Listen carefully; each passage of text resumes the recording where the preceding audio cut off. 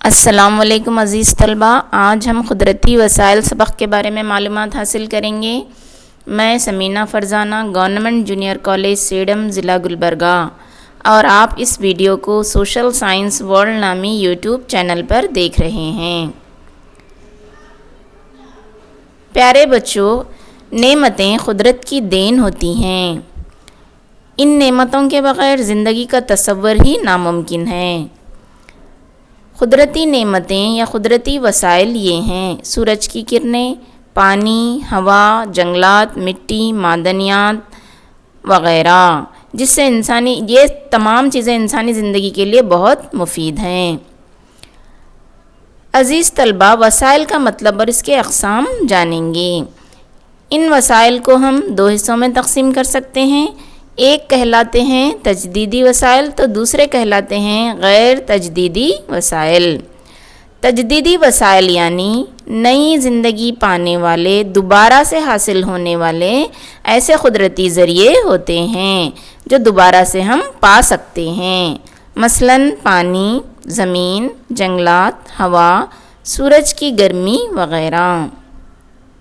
وسائل کی دوسری قسم ہے غیر تجدیدی وسائل، جسے ہم استعمال کرتے ہیں تو وہ ختم ہوتے جاتے ہیں، انہیں دوبارہ سے پیدا نہیں کیا جا سکتا۔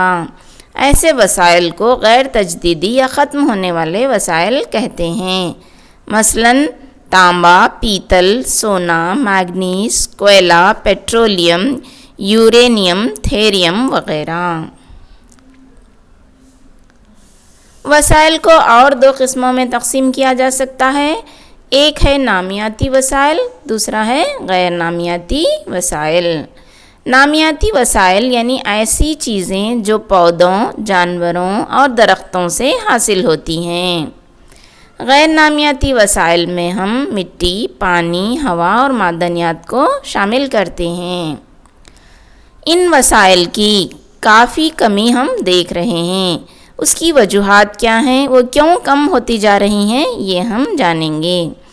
ہماری بنیادی ضرورتیں جیسے اناج، پانی، کپڑا، مکان وغیرہ مختلف قدرتی وسائل جیسے ہوا، پانی، مٹی، معدنیات پر مشتمل ہیں، لیکن یہ سارے وسائل بڑھتی ہوئی آبادی، صنعتوں اور نہروں کے پھیلاؤ کی وجہ سے کم ہوتے جا رہے ہیں۔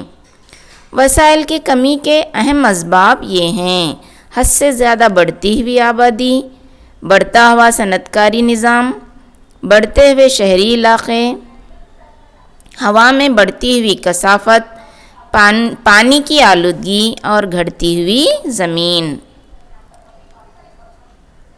عزیز طلبہ، اگر ہم ان قدرتی وسائل کو بچانا ہے تو حسب ذیل اقدامات اٹھانے ہوں گے۔ نئے بنیادی وسائل کے بارے میں ریسرچ کرنا اور کھوج کرنا، نئے اور بدلے ہوئے چیزوں کا استعمال کرنا، مثلاً کوئلے پر مبنی صنعتوں میں سورج کی کرنوں سے تیار ہونے والا ایندھن استعمال کرنا، ڈیزل کے بجائے ایتھنول کا استعمال کرنا، عمارتی ساز و سامان میں لکڑی کے بجائے پلاسٹک کا استعمال کرنا وغیرہ۔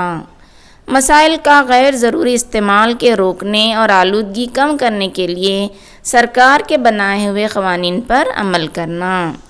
روزمرہ زندگی میں وسائل کی حفاظت اور آلودگی کو دور کرنے کے سلسلے میں عوام میں بیداری پیدا کرنا۔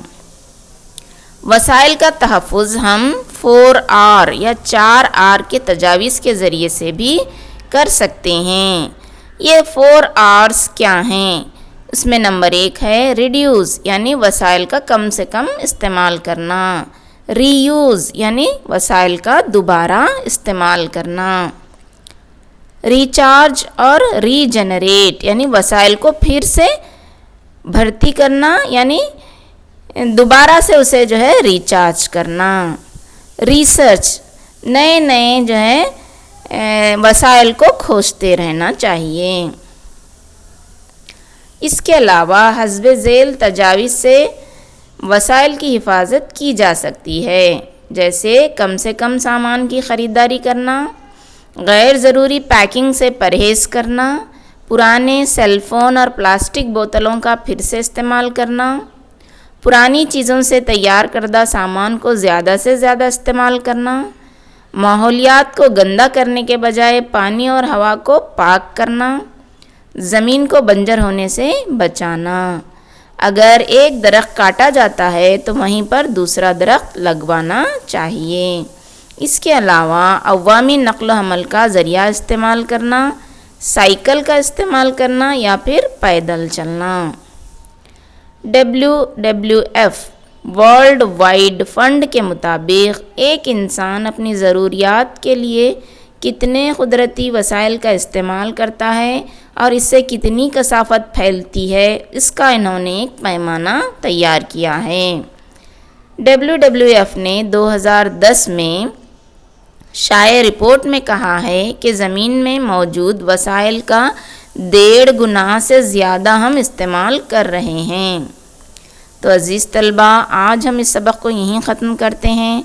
उम्मीद है कि आपने इसको अच्छी तरह समझ लिया होगा। शुक्रिया। अल्लाह हाफ़िज़। हमें अपने दुआओं में याद रखिएगा।